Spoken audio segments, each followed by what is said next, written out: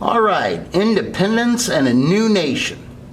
The period from 1775 to 1783.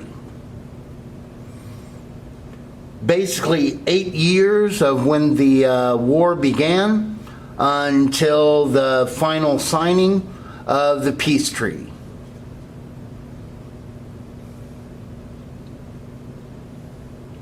Ready to go to the next slide?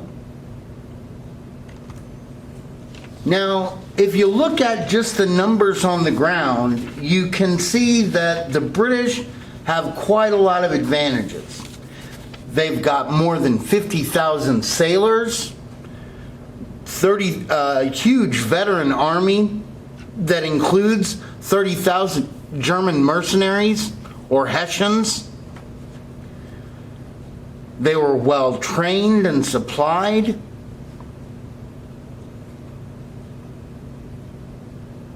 They had the most powerful navy in the world. They were the richest imperial power. Many Indian allies. And they could expect help from both white as well as black loyalists. Remember, only a third of the people over here in America actually supported revolution. And speaking of that, let's look at some of the weaknesses of the Americans. First off, they were untrusting of a standing army. A standing army is an army that you have around in peacetime. And of course, the whole reason we didn't used to trust standing armies is because the whole reason you have an army is to fight your enemy. And if they're not engaged fighting a foreign enemy, then the people at home that are against the government might be considered an enemy.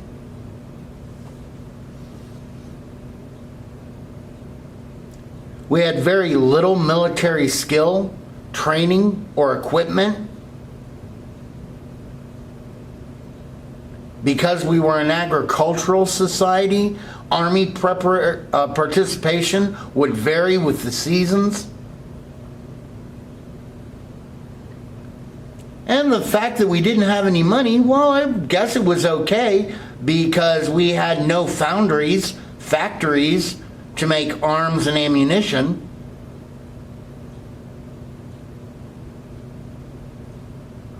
And like I said, we have a nearly empty treasury with the state governments over here that are totally unwilling to raise taxes to help pay for the war.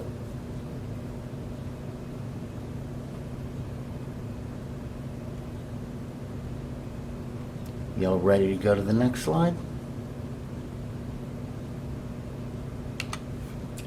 Well, then what might some of the disadvantages of the British be? Well, England is far, far away. And basically they had to transport all the arms, provisions, and men that they needed all the way from England over here to America. And once the troops were out in the field, it was difficult to keep the army supplied. Because once again, we were a huge agricultural society.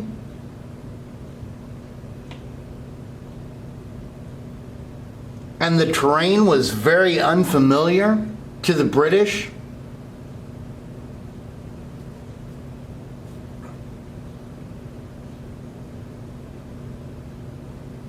The terrain is basically how the land is. You know, oh, there's hills over there, there's a creek over there, there's bushes over there where we can see them, but they can't see us. The Americans, meanwhile, we knew the terrain. So we knew where to hide, where to run, where we could ambush, etc. Another advantage is that we're a rural society.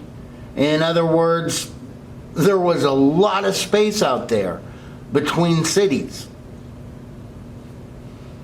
So if the British take control of one area, then in another area, the patriots or rebels could rise up And by the time the British got over there, the Patriots would be gone, and they will have taken over the ground that the British had just won. Also, we could count on the fact that because England was number one, the other countries that weren't number one weren't so crazy about that. So we hope that we would have European rivals like France and Spain would eventually join our side to try to keep England busy over here so they weren't paying attention to what was going on in Europe. Ready for the next slide?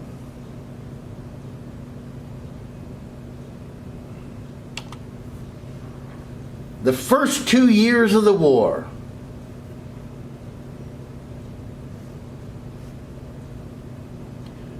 Ready to go to the next slide?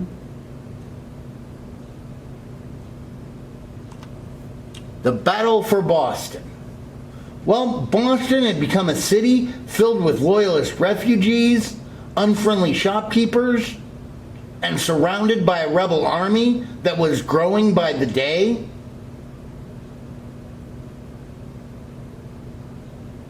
I mean, the Americans knew they had the army to dislodge General Gage in Boston. They had the men, they had the hills, but they had absolutely no artillery. Oh, and by the way, even though they had the hills, which was an incredible advantage, they were outnumbered. But if they got that artillery, they could wreak havoc on the British.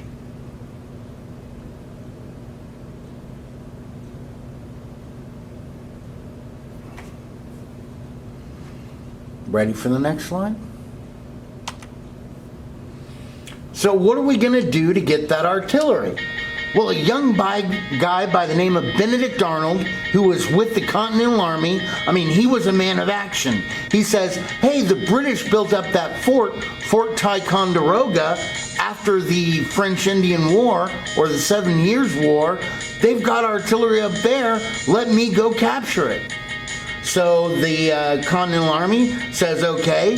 They give him some men under his command. He heads out to Fort Ticonderoga, where he runs into Ethan Allen and the Green Mountain Boys from Connecticut, who were also on their way. Benedict Arnold says, great, you guys come with us and be under my authority, because I'm with the Continental Army. And Ethan Allen says, hey, I have no idea who you are. I'm not giving up my authority. And so Benedict Arnold was like, come on, we can't fight amongst ourselves. Benedict Arnold says, nope, unless I have authority over my men, I'm not going. So Benedict Arnold says, okay, you've got authority over your men. We got to go get these cannon. And so they headed off to Fort Ticonderoga. Ready for the next slide?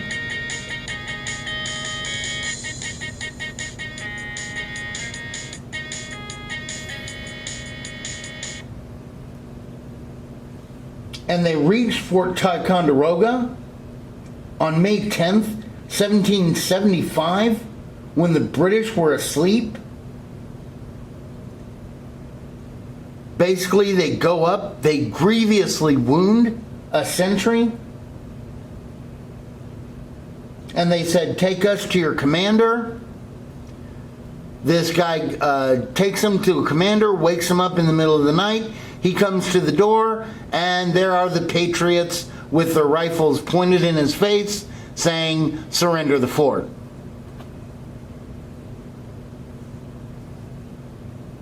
So do you know what the commander did? He surrendered the fort. And suddenly the Americans had 50 to 60 cannon and mortars. But the only problem was, here you can see a topographical map that kind of shows the geography. They had to get those cannon from Fort Ticonderoga all the way down to Boston. That's more than 300 miles. Well, how were they going to overcome this difficulty?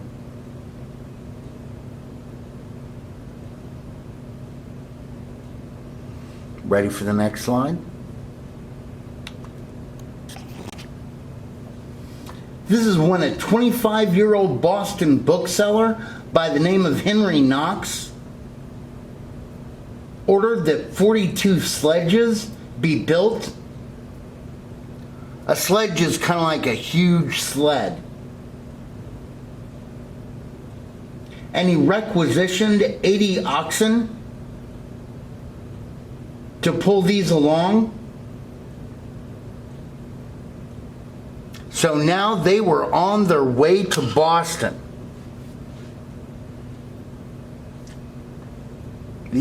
So they were getting the guns.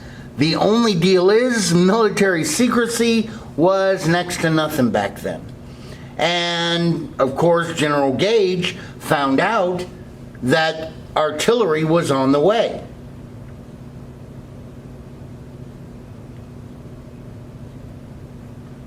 Ready to go to the next slide?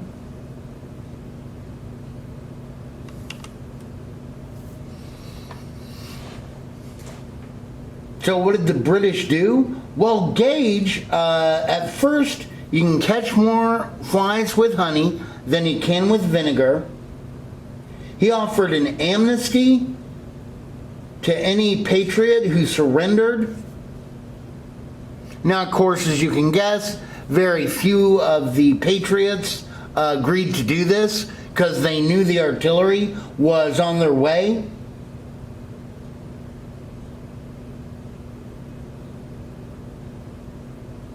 And so if you can't catch them with honey, then you got to go with vinegar. British action continues.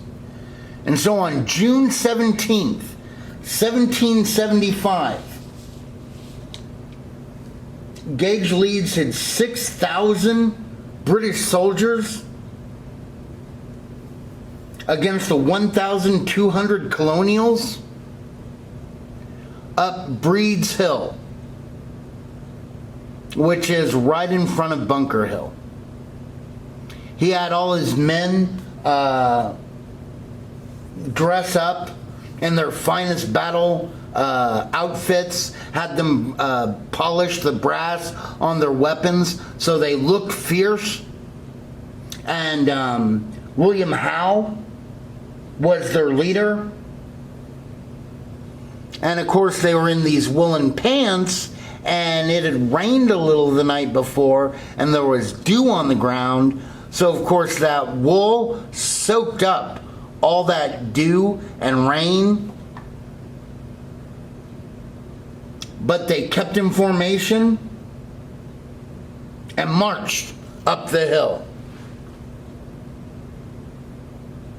Well, as you can guess, the patriots that were up in the hill, they were so excited.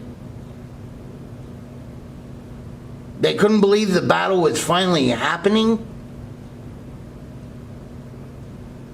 And they started firing off shots. You ready to go to the next slide?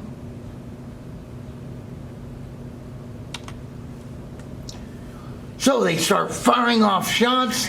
The first wave of the British retreat. All the Americans cheer. But then the British reform. A second wave starts marching up. Gunpowder is running a little low because they had fired off a lot of shots before they even got into range.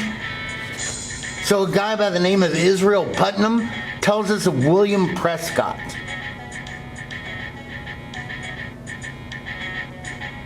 William Prescott was a doctor who had quit his job to become a leader of the Patriots at Bunker Hill. He started shouting out, "Don't fire till you see the whites of their eyes."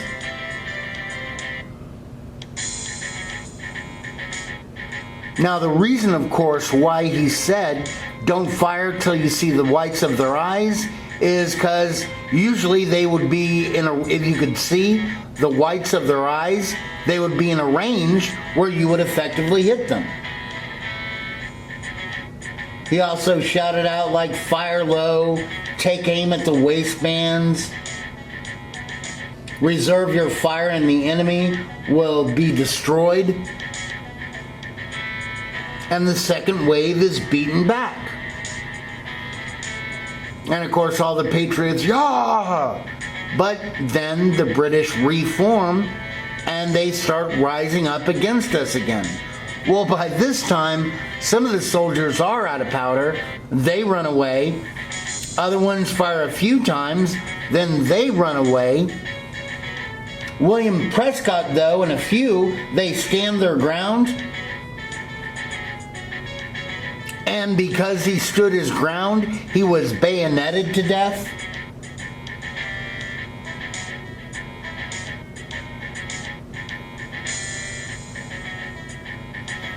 And the British win Bunker Hill at the cost of 1,054 casualties, with 206 dead, 828 wounded, or 226 dead, 828 wounded.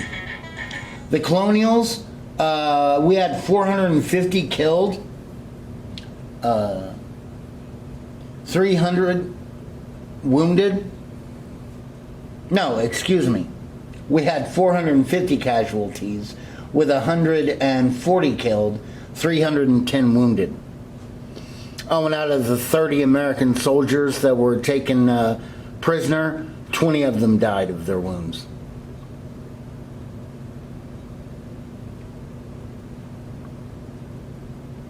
Ready to go to the next slide?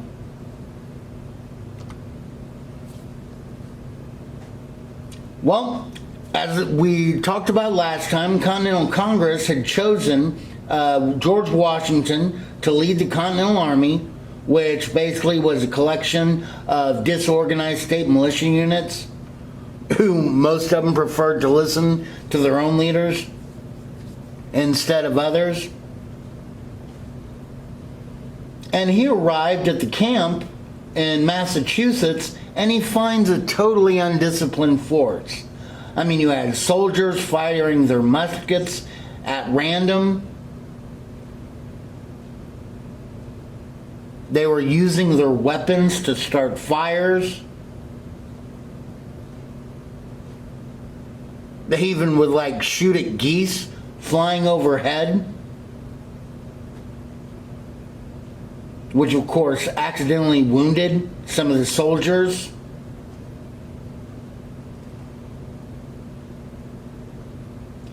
Camp conditions were horrible. You had open latrines, rotting animal carcasses lying about, lice. Now, did Washington freak out? No, because he knew that much of this disorder was from the fact that they weren't doing anything. And most of these guys had never been more than 20 miles from their hometown. So it was like kind of like a crazy adventure for them. And most of these guys were a rural population, a bunch of farm boys. Ready to go to the next slide?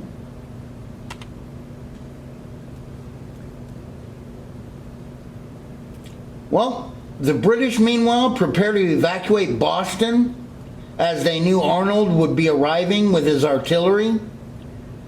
And in March of 1776, a fleet arrived to take the army, and almost 1,000 loyalist refugees to Halifax, Nova Scotia.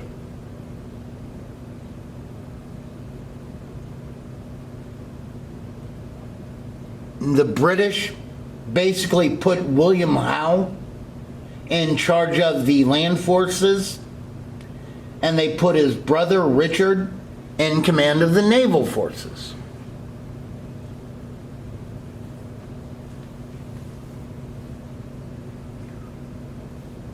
Ready to go to the next slide?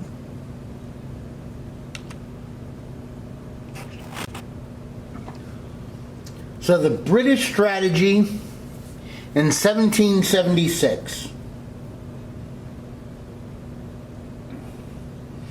Remember, the British, only a third of the people over here were actually against the British. A third of them loved the British. Then, of course, you had the third that didn't care. So what they decided to do was they wanted to focus their control on the areas they thought they could most readily take over, which is the Carolinas and the Middle Colonies. Now, why did they think they'd be able to take these over easily?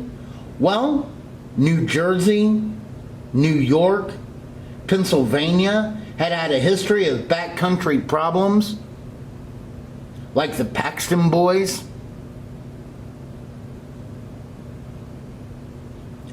And they felt that this fear could be used to win back prosperous areas who liked economic stability.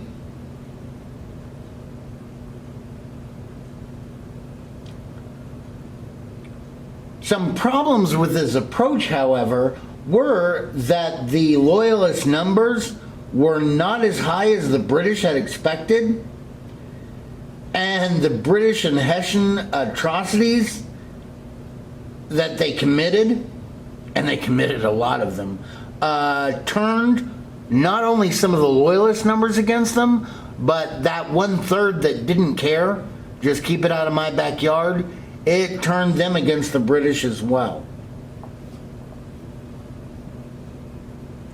Ready to go to the next slide?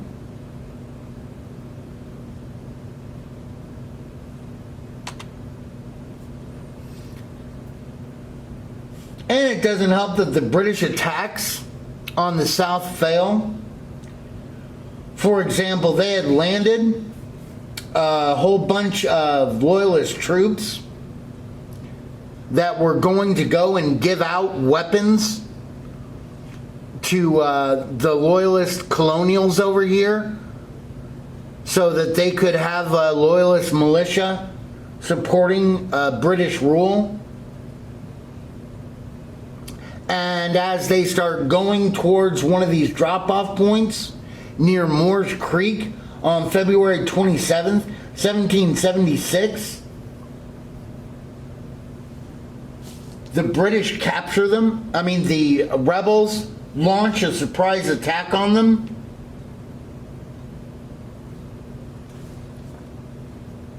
Where they were totally defeated.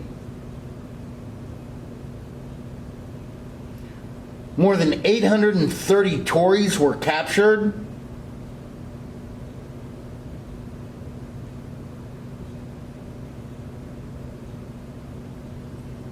And then they were also able to capture, and more importantly, their wagon trains. That they had all this equipment for the for the Loyalist patriots, the Loyalists who supported Britain, of weapons and British sterling or British money that was worth more than $1 million by today's value. So for a little rebel army that had absolutely nothing, this was a huge victory.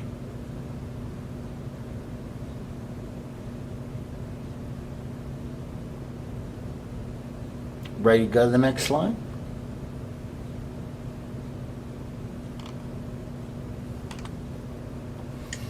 Well, then they're going to take it big.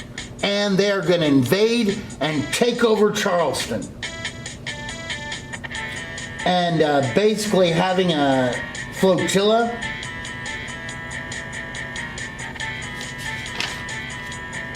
of 50 ships and more than 3,000 men under General Henry Clinton, they were going to take the harbor, the port town over.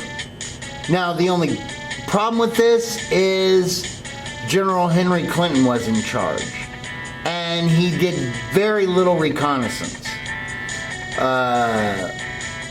Meanwhile, the Patriots, who knew that this attack were coming, built up a flimsy fort out of palmetto or palm tree wood that basically had dirt in between.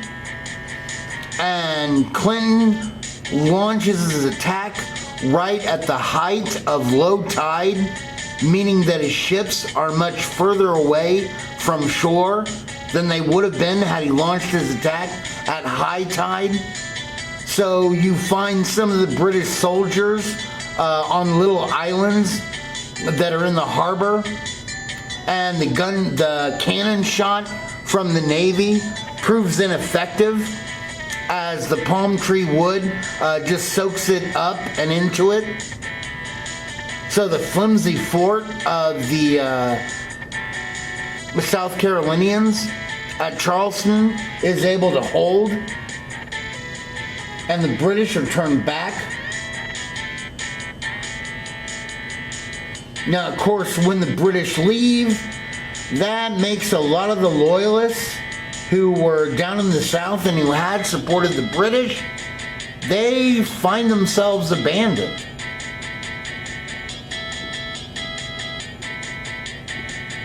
When the British withdraw from North and South Carolina.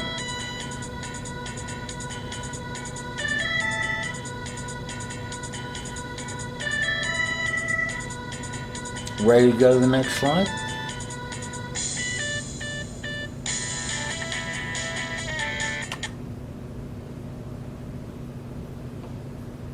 Like I told you at the end of the last slide, British withdrawal and Loyalist troubles.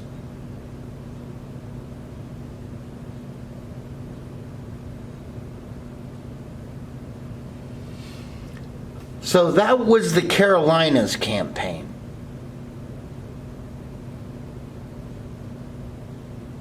Are you ready to look at the middle colonies? Okay, on to the next slide. The attack on New York. The British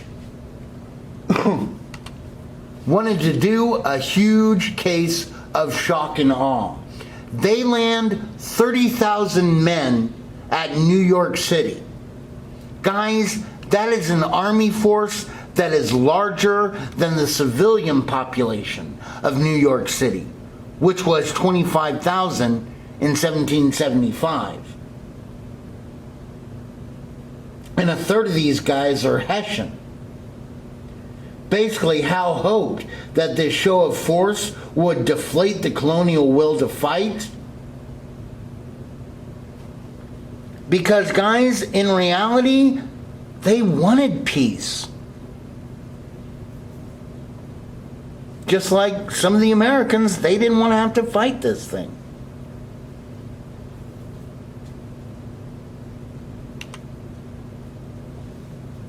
Meanwhile, Washington hears about this, and he moved his forces south from Massachusetts, and Washington only has 23,000 men.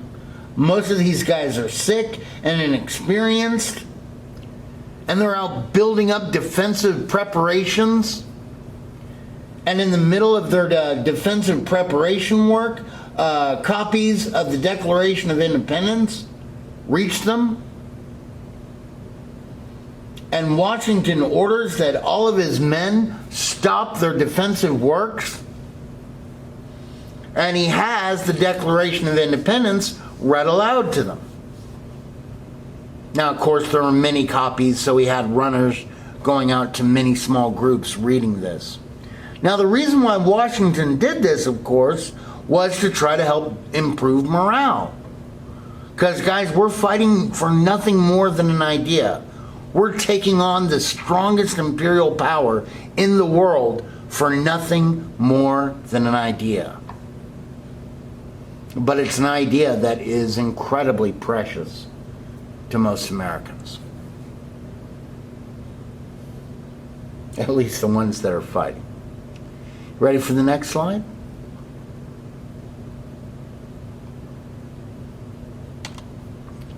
Well, on August 22nd, Howe pull punches.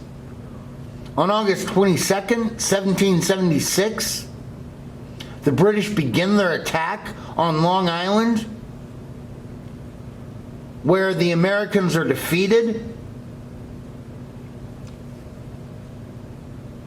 They withdraw to New York City, where once again they are defeated. They retreat to Manhattan Island,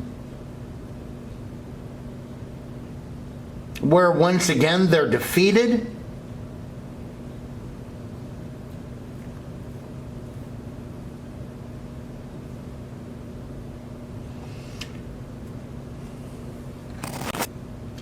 And by this time, it's the end of the day. They had just pretty much whooped our butt. So pretty much Hal thinks, you know what, let's just go ahead and surround them. We're going to let them rest, kind of realize their situation. There's no way out for them. And we'll accept their surrender in the morning. So he sets all his men into camp. And just as such, all of the Patriots, they all start their own camps as well. But then, starting that evening, an unseasonably thick fog begins to cover the area. Now, Washington uses this to get word that he needs every boat possible to evacuate his men. Now, these boats couldn't have any lights on them. They had to muffle their oars or wrap blankets around them so that the sound of the oars going into the water couldn't be heard as greatly. And basically, he ordered 250 of his men to keep the campfires burning so that the British wouldn't notice that the Americans are leaving because, hey, well, the campfires are still up. And throughout the night, he slowly evacuated all of his men like that. And it's amazing that in this pure darkness that there weren't any collisions or anything that gave away this retreat.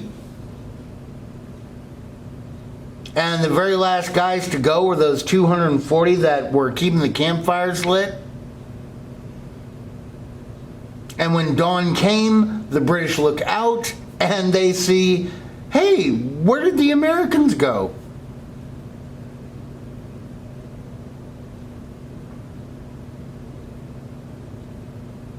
And think about it, if Howe hadn't pulled his punches, then they may have defeated the American Rebellion right there. And if that had happened, we'd all be speaking English now. Ha! See what I did there? You kids. Ready to go to the next slide?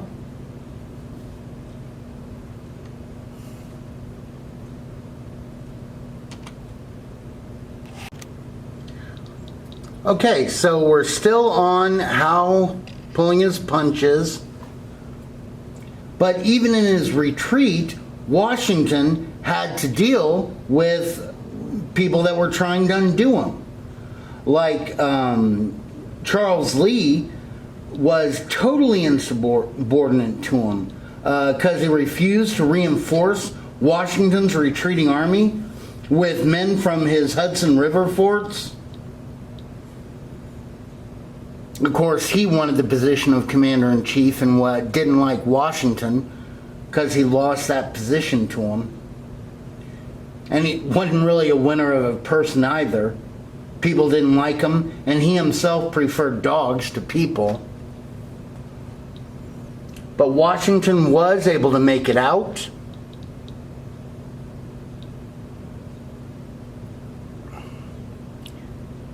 Ready to go to the next slide? And now he established winter quarters and winter victories. Basically, following European customs, Howe prepared his winter quarters, where the Hessians bunked down in New York, New Jersey. Washington establishes his winter quarters in Pennsylvania.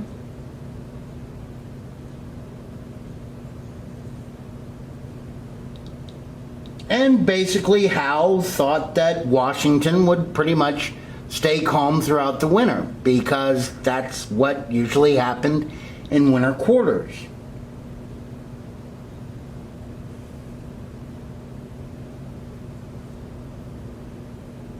Washington, however, knows that he can't do that. He had to keep his men busy. Also, as his re-enlistment date was fast approaching, and without a victory, a lot of his guys wouldn't re-enlist.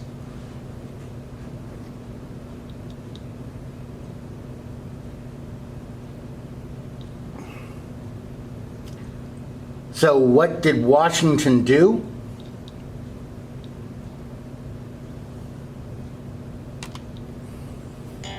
Well, on Christmas Eve, Washington led his 2,400 men through a grueling 9-mile march through blizzard-like conditions, and he catches the 2,000 to 3,000 Hessians at Trenton, sleeping or unaware,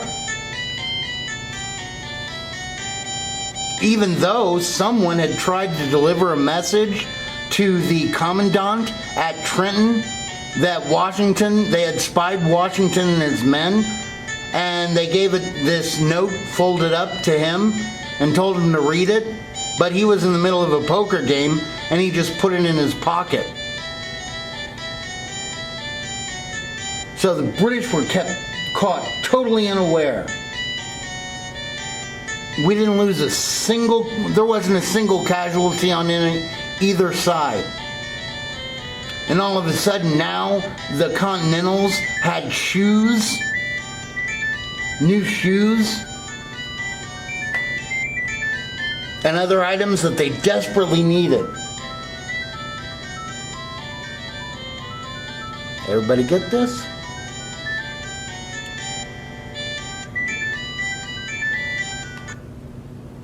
Then, and more than half of his troops re-enlist because of this victory.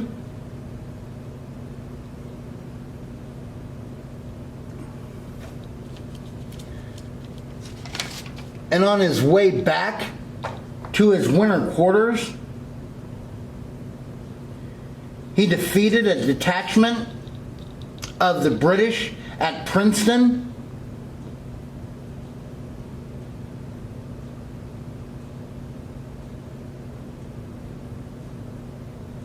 That actually it looked like the Patriots might lose, but then Washington, in the heroic fashion that his style of leadership was, he rode his white horse to the front, giving the men morale to pitch the battle to their side of victory. Ready to go to the next slide?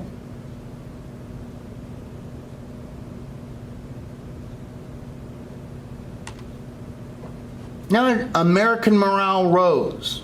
And you can guess, because of this 9-day miracle, which is what they called these two victories, American morale rose incredibly. And so, Washington tells Continental Congress, hey, we need all these goods, we need all this equipment. And Continental Congress was like, you're doing awesome, Washington, but we ain't got no money, honey. So we can't give you anything else.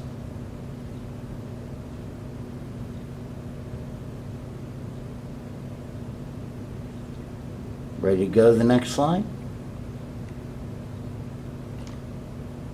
Now it is at this crucial point in American, what would grow up to become America, Washington makes a pivotal choice that he would order no commandeering. What's commandeering? That's when the government simply goes in and takes goods.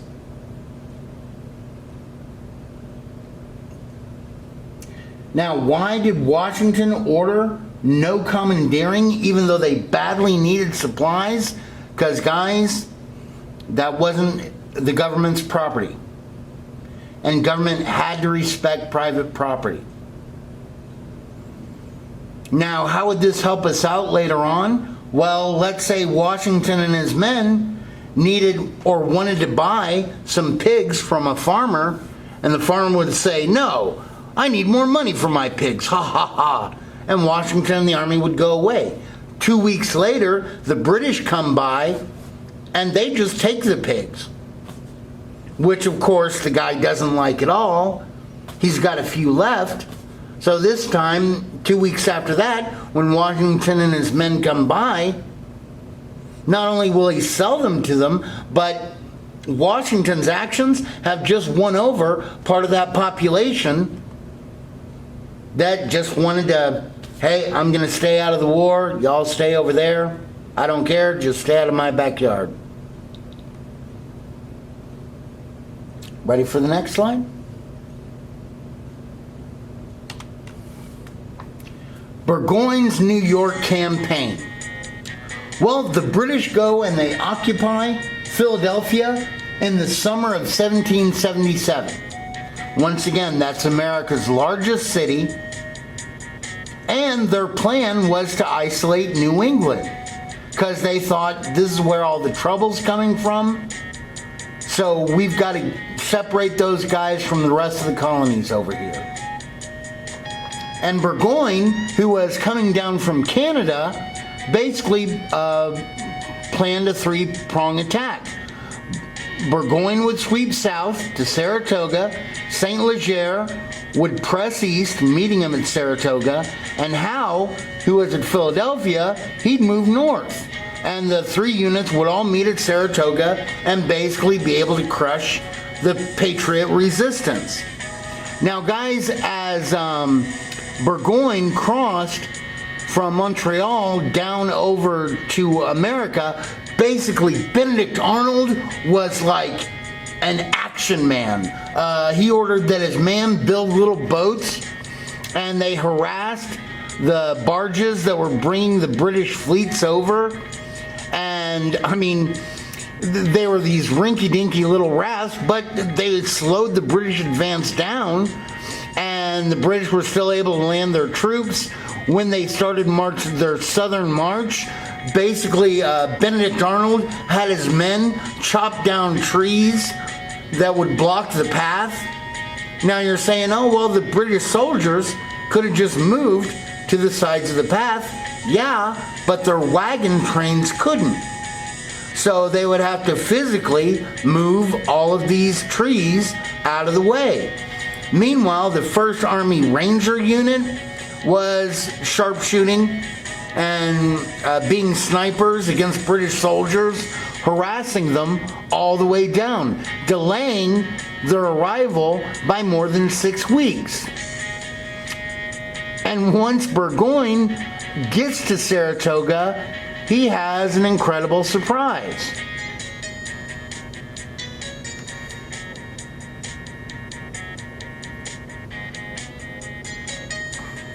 Ready to go to the next slide?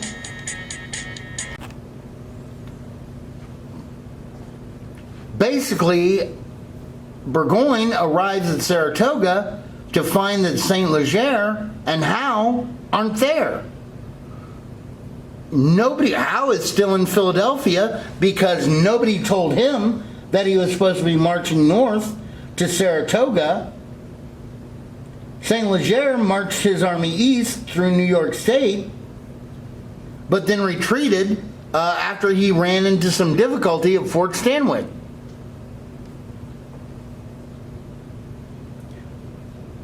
So at Saratoga, basically, Burgoyne finds himself surrounded by General Gates, and they take days of cannonade, which really frustrates Benedict Arnold, because he says, look, all we have to do is take this one cannon position and we'll win. And Gates says, no, we're not going to do that. Benedict Arnold says, yeah, we got to do that. Gates says, no, we're not going to do that.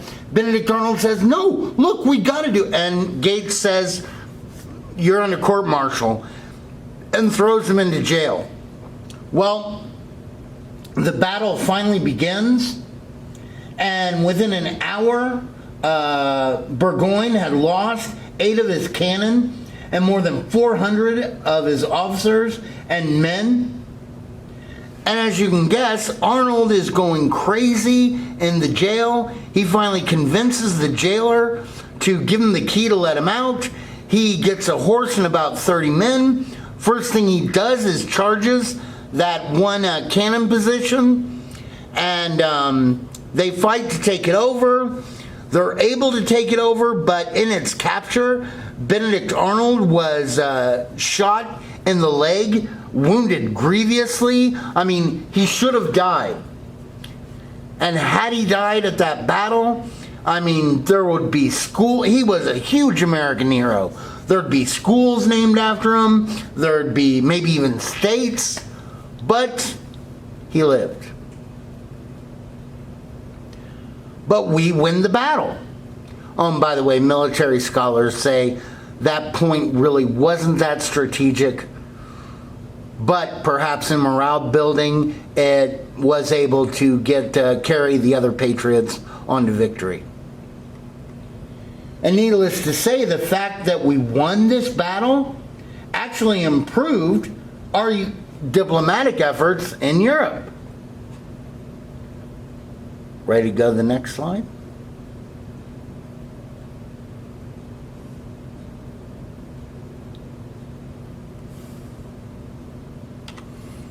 Winter quarters 77 and 7. Basically, we're in Valley Forge during the winter of 1777 to 1778. Congress, of course, had absolutely no money, so they can't provide adequate supplies. And the army, which consists of little more than poor farm boys that were humbly born, suffers severely. You had toes falling off due to frostbite, men having to wrap their feet in rags. But this is when a guy called von Steuben arrives with the American forces. And von Steuben was a guy, he met Benjamin Franklin in Paris, and Benjamin Franklin wrote him a recommendation letter because he was really impressed by this guy, who said he had been a big-time officer in the fight against Napoleon. Oh, by the way, von Steuben only spoke German. And by the way, he actually, I don't think he made it as high as a sergeant. But he did know his stuff. He comes over here, he whips our army into a professional army. The first notes he took basically are the first field manual of the U.S. Army. He told us how to set up our camp, where to put the latrines, where to put the mess hall, etc. He trained like an elite 120 men. And these 120 men then went around and trained other units on, this is the professional way to load your rifle, this is the professional way to line up in formation, this is how to wear a uniform, etc.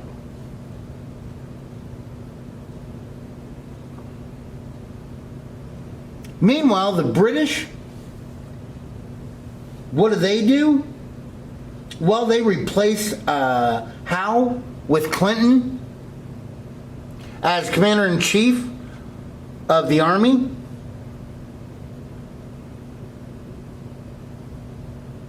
Ready to go to the next slide?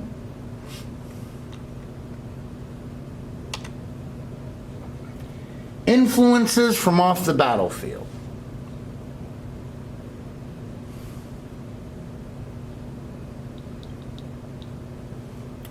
Ready to go to the next slide?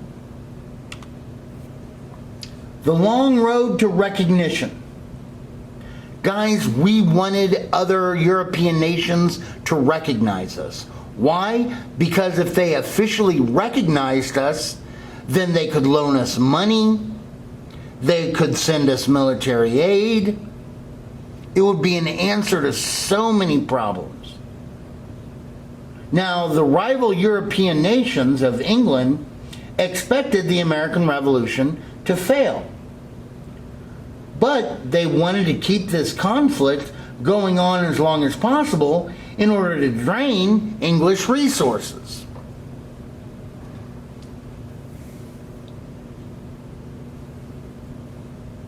Now, the first guy that opened a door in working with the French was Arthur Lee.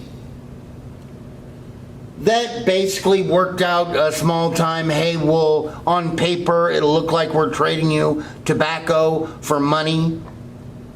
But in reality, we'll trade you tobacco and you'll give us weapons and cannons. And that worked for a little while. Until English agents in Paris found 2 cannons on a French boat that was going to the United States of America.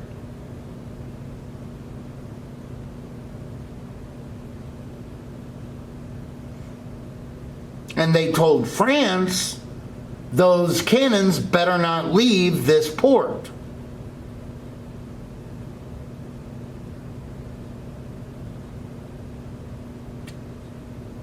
Meanwhile, Benjamin Franklin, who was kind of our ambassador to France, he'd been working and struggling, trying to get this treaty of recognition.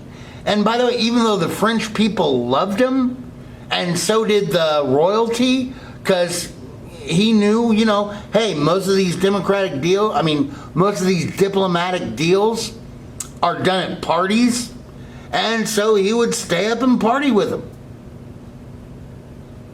And the guy who they gave as a butler to Benjamin Franklin was actually a spy for the French, bringing back messages to them on what Benjamin Franklin was doing. Well, one morning the butler goes over there, knocks on his door at 10 in the morning, and usually Franklin was asleep by this time and he wanted to wake him up, and he hears, instead of not hearing anything, he hears Franklin say, "Hey, come on in." And the butler walks in, and there's Franklin, fully dressed in a suit, and doing his hair. And the butler says, "Monsieur, what are you doing?" And Franklin said, "Oh, I've got a lunch meeting with the, because y'all won't give us a treaty of recognition. I've got a lunch meeting with the British, and we might sue for peace." And hearing this, the French butler goes, "I'll be right back." And he runs off to tell the royalty, the French government, hey, look, the Americans are going to make a peace with the British unless we sign a treaty of friendship with them. Kind of forcing France to sign a treaty of recognition with America. And funny thing about this, though, was Franklin wasn't going to attend a meeting like that at all. He just wanted to kind of play a trick as a last-ditch effort to try to get a treaty of recognition and friendship, which he was able to get.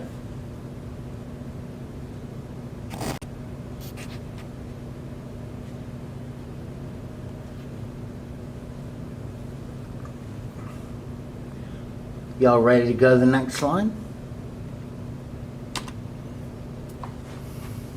War in the American Republic. Well, when news, because of France now, they could give us a loan. They did give us a loan. They were promising that they'd help us out with men and the military.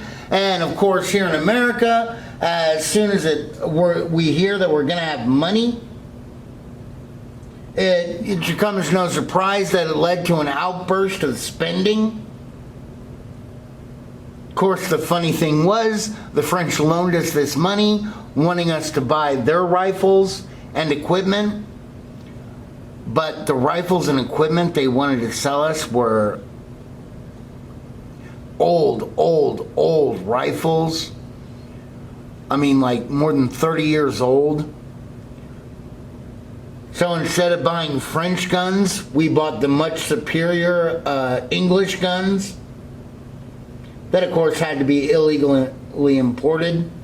and purchased on the black market. Corruption and bribery takes off and abounds, affecting the sorry quality of some of the Army supplies. Because we have little hard currency, Congress and state governments resorted to printing paper money. Now, the only problem with paper money is that it wasn't really based on anything. And let's say you owe $1,000. So you do paper money, so you print off $1,000. Well, the next week or the next month, you owe $500. So you print off $500 more dollars.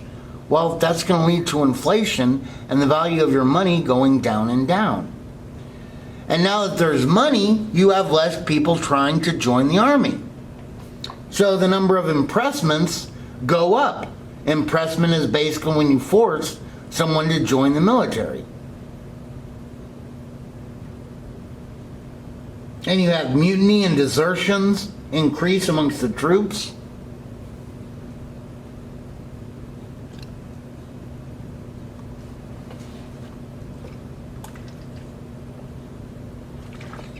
Ready to go to the next slide?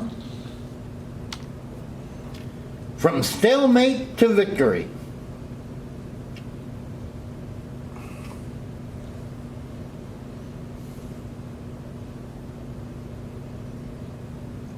Next slide. All right, the war stalls in the north.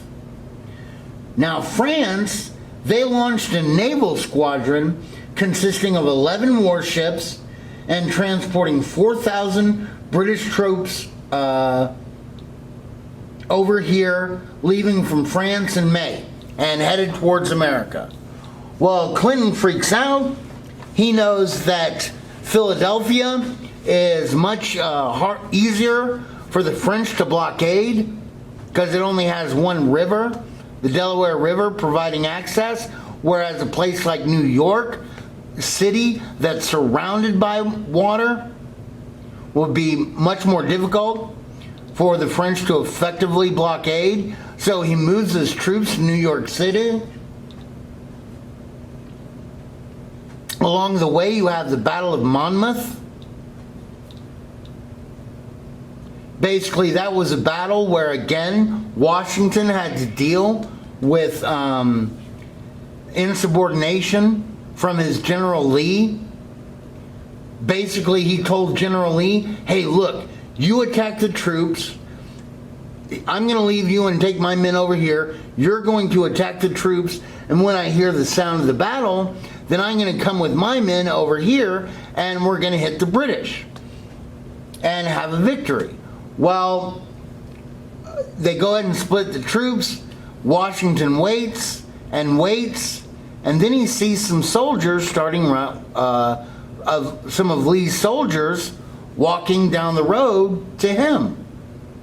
And he goes, what are you guys doing? And they say, oh, well, Lee said that we couldn't, their troops were too numerous and that we shouldn't attack them. So he told us to retreat. And Washington was like, you're lying. And, you know, he orders the guy court-martialed. But then another soldier came. The exact same story. Another soldier. Washington realizes what's going on. Quickly, he gets his troops together. He leads them to the field of battle. He rallies the troops.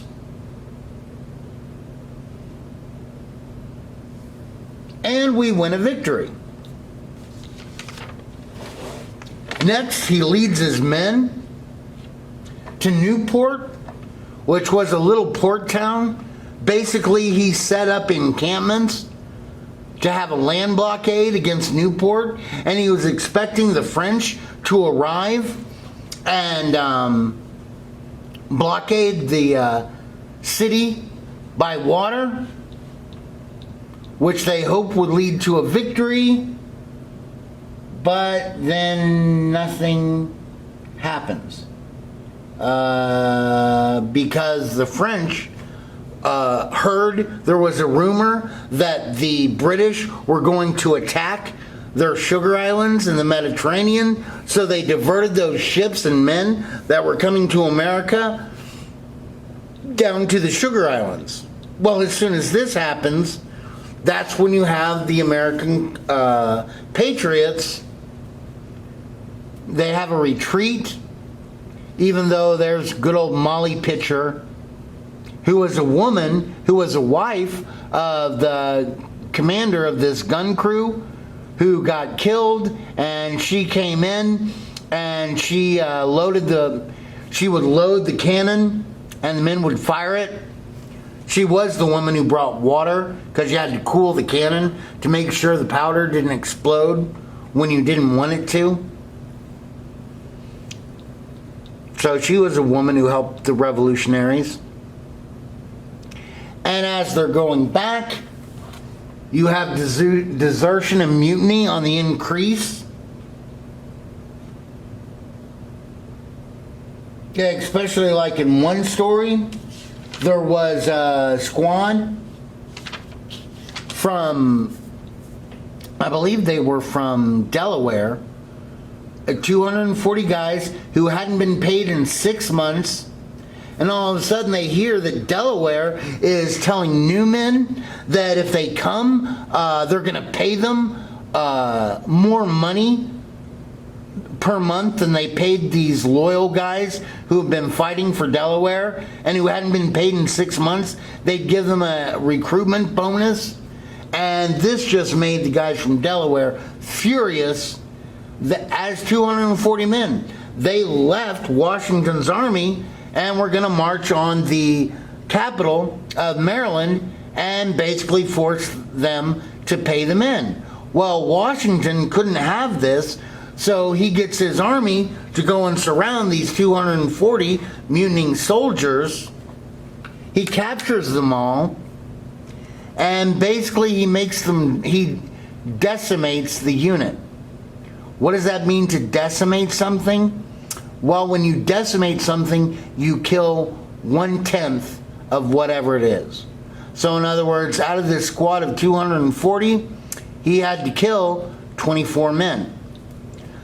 Basically, the men drew straws, and the 24 short straws were the ones that were shot. And so he lined the 24 guys that were going to be shot up, and then he had the other men of that unit kill the 24 that were with them. That was a way of enforcing discipline of, we don't do that, even though that might sound very hardcore. Ready to go to the next slide?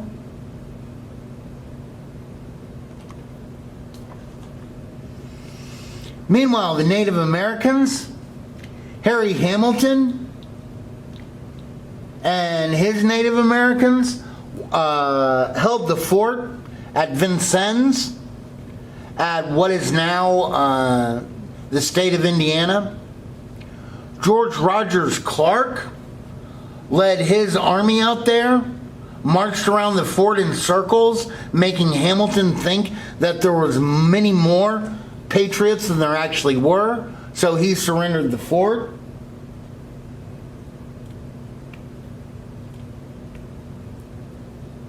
In New York State, Chief Joseph Bryan defeated John Sullivan's expedition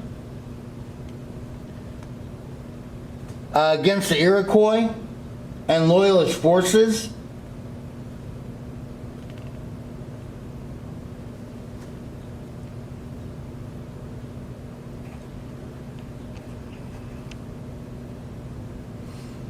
Ready to go to the next slide?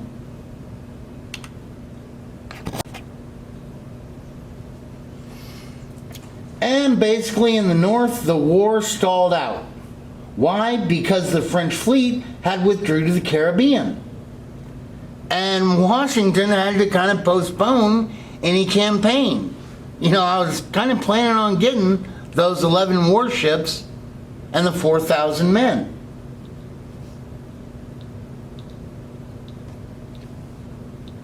Ready to go to the next slide?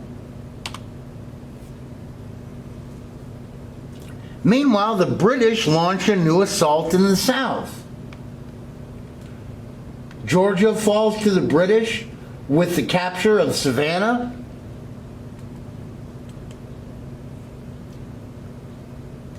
Charleston also fell to the British in May of 1780. So basically, Cornwallis is left in command to capture the rest of South Carolina.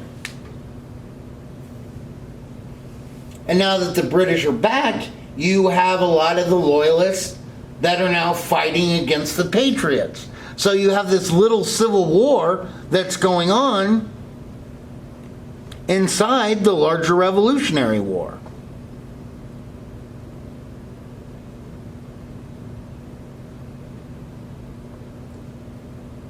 Ready to go to the next slide?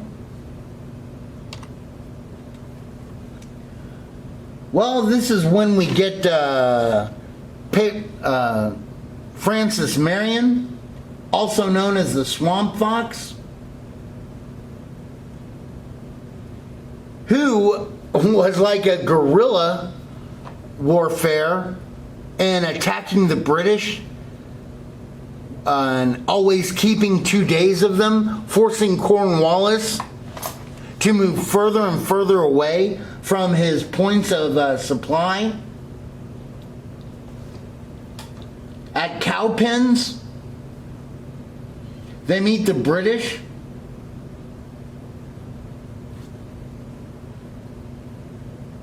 Who had about 1,000 soldiers.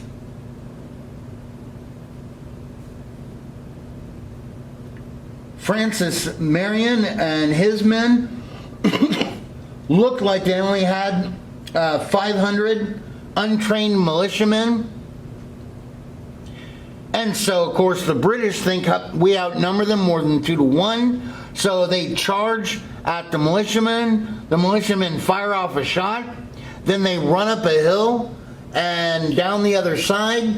The British follow them. And on the other side of the hill, they find more than 600 Continental soldiers that immediately open fire on them. And the militiamen turn around and do the same.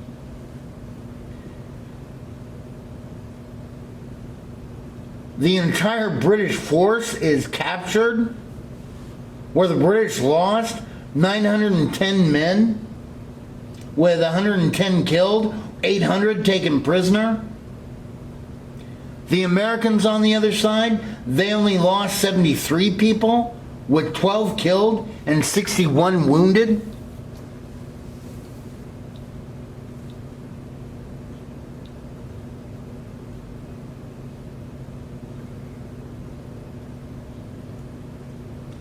Well, as you can guess, this loss totally infuriated Cornwallis, that presses in even further to attack the Patriots at the Guilford Courthouse. And even though he was able to defeat them, he had lost so much of his supply that he has to retreat to Virginia to be able to resupply. And the closest place he could get resupply up in Virginia was a little old place known only as Yorktown.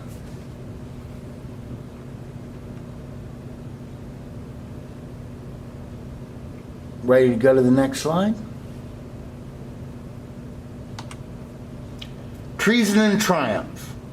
Well, guys, this is when we get back to Benedict Arnold, the guy who could have been, should have been a hero. Well, he found himself continually passed over for promotion. After the Battle of Saratoga, he should have had it. He was one of 8 people that was waiting on Washington. 7 of the guys got generalships, and Benedict Arnold didn't.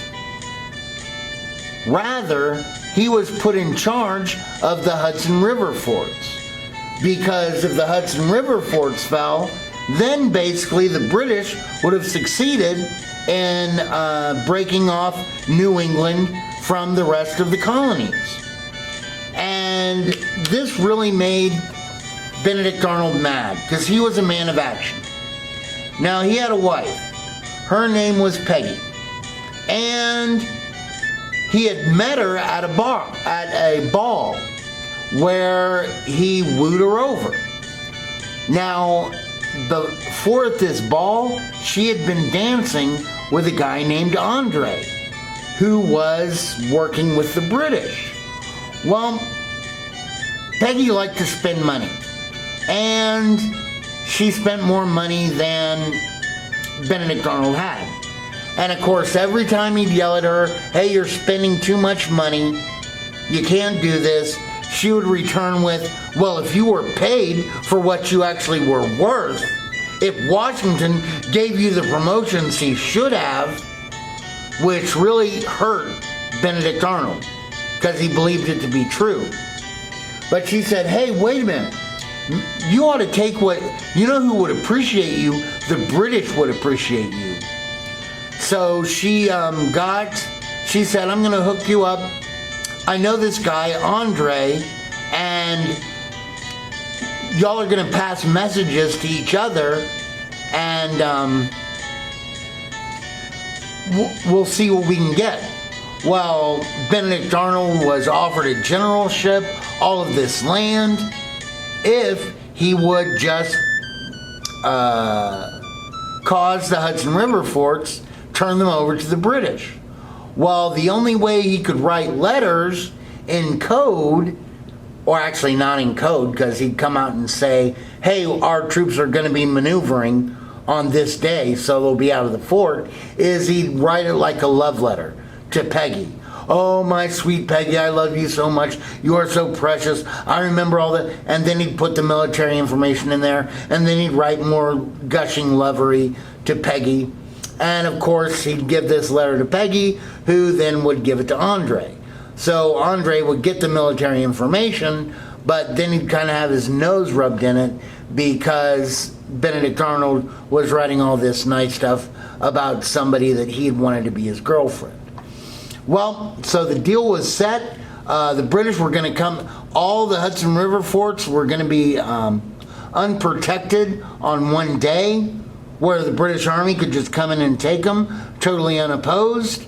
Andre was taking the message back to the British Army when all of a sudden he got stopped by colonial sentries, or patriot sentries. Then he was looking kind of funny, so they asked him to get off the horse. They searched him. They found out about the plot because he was hiding the love note in his boot. And so immediately they went out to try to capture Benedict Arnold. Benedict Arnold had heard about it. He had fled. And so, yeah, he did go join the British Army, but because he didn't deliver his side of the bargain, he was made a lesser general. And he did win some victories, but it was kind of sad because he really had been such a hero to the Americans. And that's one of the reasons why he's so vilified today. Because, guys, if what he had planned had been successful, it would have been a huge advantage to the British. All right, ready for the next slide? Treason and triumph. Well, guys, the French fleet finally arrives, where they're easily able to do a naval blockade at Chesapeake Bay with their 11 ships, and with the extra 4,000 men, Yorktown is laid siege to, sustains more than 40 days of bombardment before Cornwallis agrees to surrender to the Patriots. However, it was such a disgusting thing for him to have to surrender to a bunch of colonials that he doesn't go out on the field of battle like a commander's general is supposed to go and give his sword to the general that defeated him. Well, he doesn't go out. Instead, he sends his aide-de-camp, his number 2 guy, out there to deliver the sword to Washington. The number 2 guy delivers the sword to Washington, and Washington shakes his finger and says, "No, I cannot accept that from you. Give it to my aide-de-camp," which was Alexander Hamilton. And with that, victory was assured.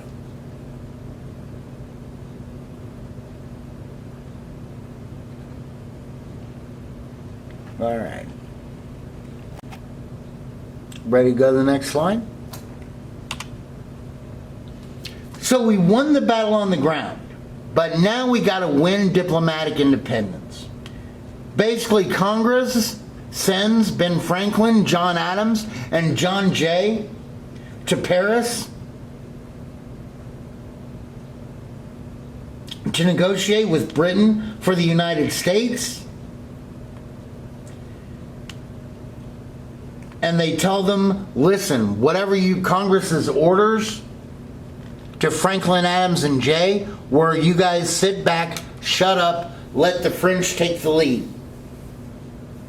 And Franklin, Adams, and Jay say, okay, guys.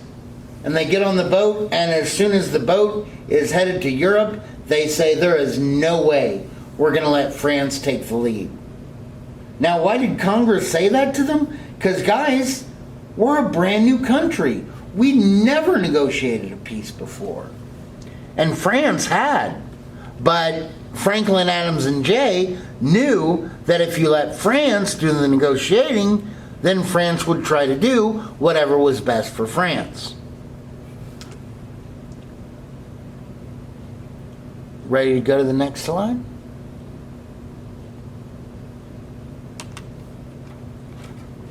The Treaty of Paris, 1783. Basically, as before negotiations could even start, we demanded that England recognize our independence. Otherwise, we're not even going to negotiate. And England said, okay, then we're not going to negotiate. They held on to that for 2.5 years. Finally, they said, okay, we'll negotiate. America did receive a great deal of territory, even though Britain still owned Canada. But American fishermen were able to get into the Great Banks and the Newfoundland fisheries, which is like a prime fishing spot. But due to vague terms in the treaty, it set the stage for future problems between the two nations. And over here you can see, here's a picture of the Treaty of Paris in 1783. Now if you look, it looks like it's incomplete. And the reason why, I mean, there's Franklin, there's Adams, there's Jay. The reason why it looks like it's incomplete is because it is. None of the British people, they all refused to be painted in recognition of this treaty.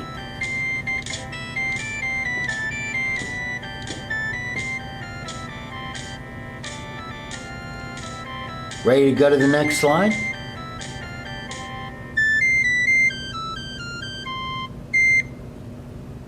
All right. Republican expectations in the new nations.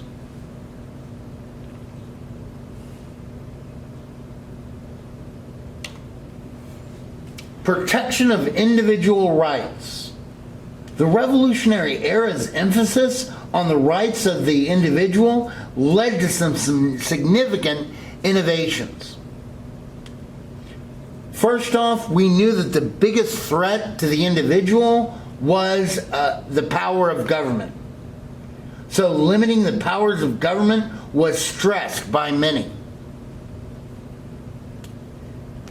You had Virginia, which actually took the lead, and other southern states that de-established the Anglican Church.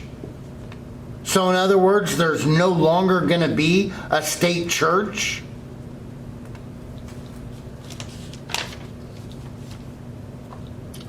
You have state constitutions that included the basic rights that later would be included in our own Constitution, like the freedom of speech, the freedom of press, freedom of assembly, the right to a trial by jury.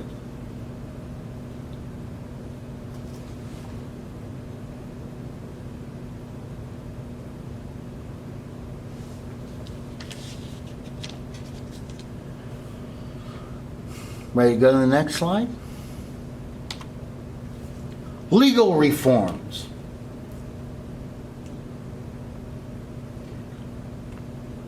Well, our commitment to the belief in social equality spurred several legal reforms, like they did away with primogeniture and entail. Primogeniture is where everything goes to the firstborn son instead of all of the children. Entail basically was a debt. If you died owing money to somebody, that debt would pass to your children.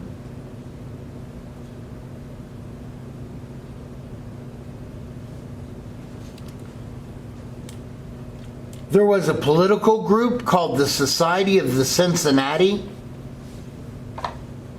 that talked about how great democracy was. They got the word Cincinnati from the Roman general Cincinnatus, who had retired and was a farmer when all of a sudden Rome was in peril. So they called Cincinnatus back to Rome. They made him the first man of Rome. They made him a dictator. Until this emergency was over, they go out, they defeat the Celts, and as soon as the threat is gone, Cincinnatus returns and gives his sword back to the Senate and basically renounces his power. Basically, the society removed some of the offending bylaws that prevented participation. You have states like Pennsylvania and Georgia that totally eliminated property qualifications for voting by free males.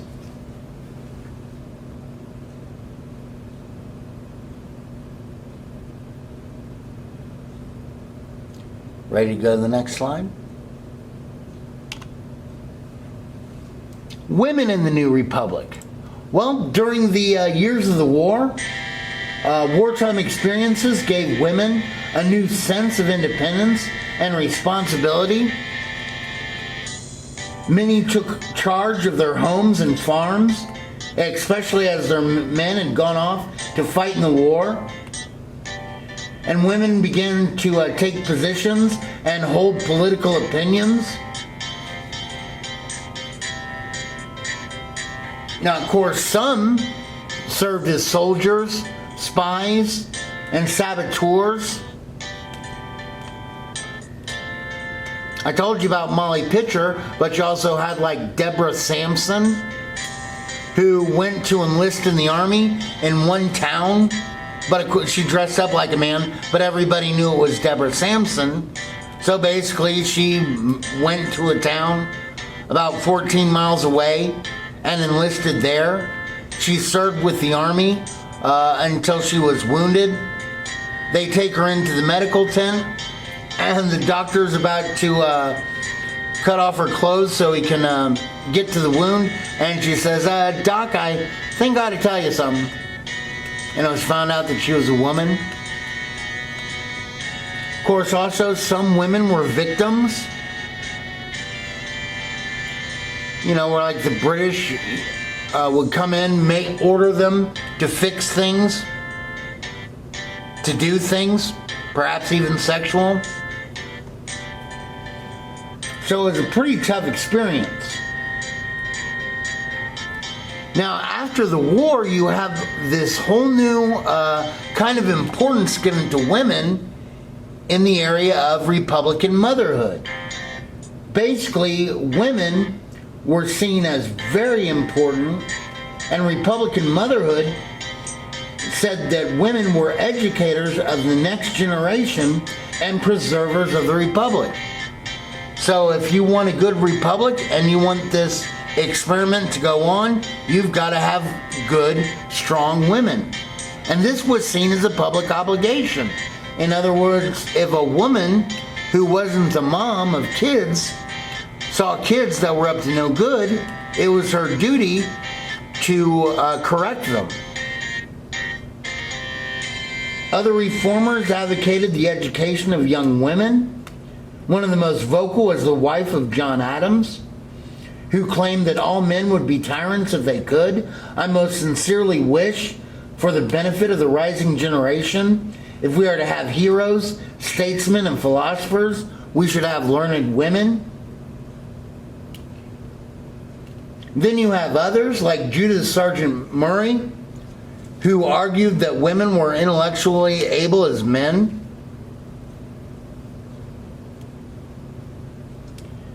Basically, Murray came from a position that would allow her the ability to be a liberal reformer. She was the well-educated daughter of a Massachusetts merchant who enjoyed a privileged childhood. She got married at 17. Oh, no, excuse me. She first endured a 17-year marriage to a man who fled after declaring bankruptcy. She then married the Right Reverend John Murray.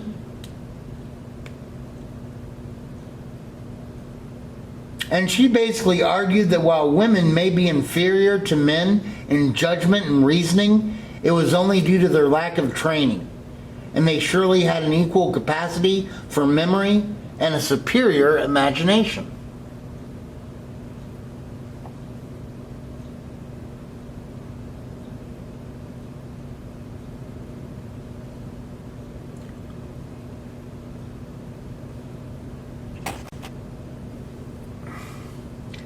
Ready to go to the next slide? The war's impact on slaves and slavery. Now, of course, slaves, a lot of them saw military service as a means to freedom, with far more joining the British Army than the American.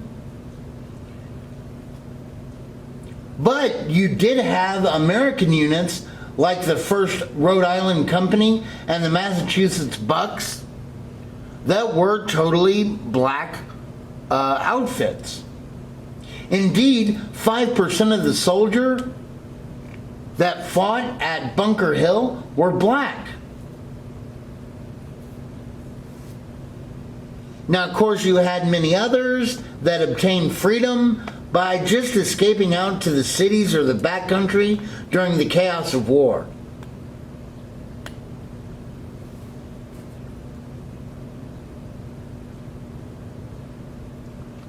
Ready to go to the next slide?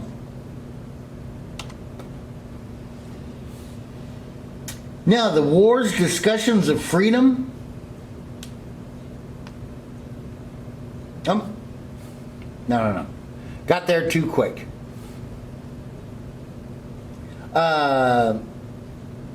Many of the former slaves, especially the ones who were in British-controlled areas, chose to leave with the British when the war ended.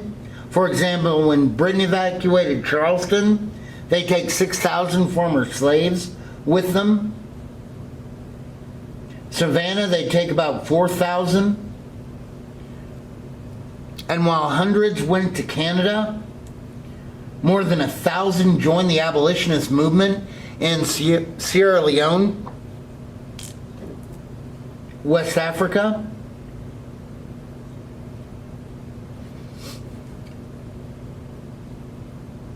Ready to go to the next slide?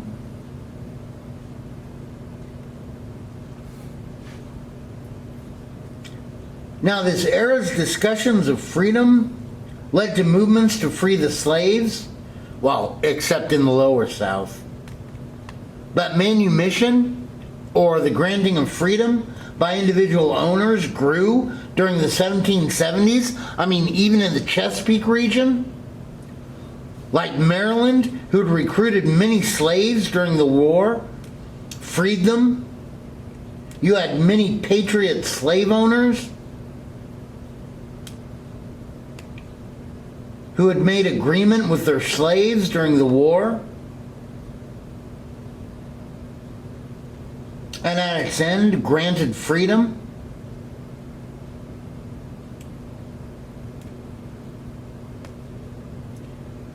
Indeed, at the end of the war, so many slave owners in Virginia freed their slaves, even though they couldn't do it until there was actual law that allowed freeing your slaves that was passed in 1782. But once they did that, the slaves were freed legally. Indeed, in his version of the Declaration of Independence, one Virginian, Thomas Jefferson, wrote this of the king, in a reason why we wanted independence. He said, "He has waged a cruel war against human nature itself, violating its most sacred rights of life and liberty in the persons of a distant people, the Africans, who never offended him, captivating and carrying them into slavery in another hemisphere, or to incur a miserable death in their transportation thither."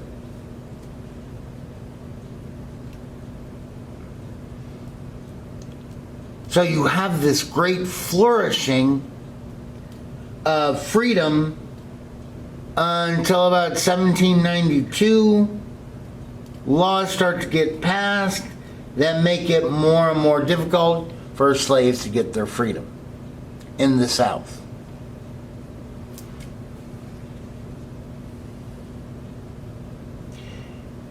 Meanwhile, all the northern states, except for Delaware, all passed laws requiring the gradual end of slavery. Supported by the beliefs of religious groups like the Quakers, Methodists, and Baptists, they all advocated emancipation. They allowed freedmen into their churches.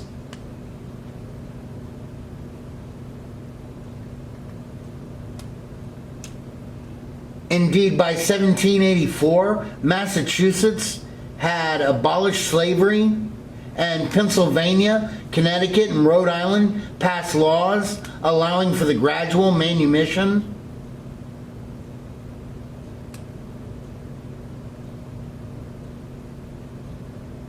So by the 1800s, all states north of Delaware had passed laws for the gradual emancipation of the slaves. Well, with a catch.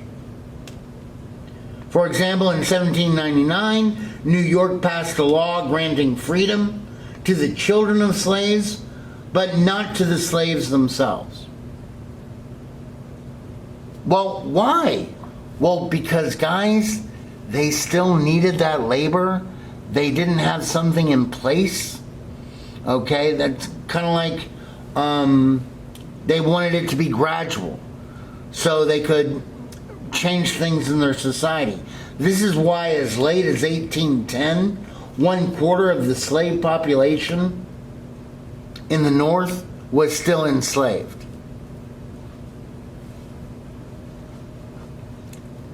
That would kind of like, one of the things that people argue about the Green New Deal, and wanting to do away with fossil fuel emissions. That is going to be incredibly disruptive to society. Ready for the next slide?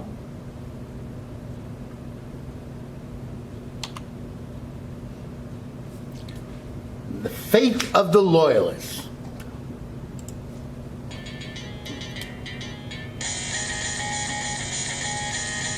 All right, during the war, Loyalists fled to areas controlled by the British Army, and more than 100,000 Loyalists left the U.S. during the war. They were known as the United Empire Loyalists. They went to places like Canada, the West Indies, and England. The problem with this was, though, many of these were wealthy people who owned a lot of property. And as our revolution was fought for life, liberty, and property, what are they going to do? For example, in North Carolina, the government kept the land and used other people renting that land. They took those fees to pay off the state's debts until the Second Carolina Campaign, when the British renewed their attacks in 1780, and the Patriots just go ahead and confiscate the land. Most of this land was confiscated by the state to pay for the cost of the war. Indeed, that's what happened on my mom's side. Our waybacks were actually loyal to the British. And when they came back after the war and expected to get their farm, people of the town, it was the guy and his son, the people of the town kind of looked at him and said, tell you what, you got until sundown to get out of here or we're going to hang you. And so that's why he went from North Carolina basically up into the Appalachian Mountains to escape. Meanwhile, in the cities, merchants had moved into the vacuum left by the fleeing Loyalist merchants, becoming more and more entrepreneurial minded.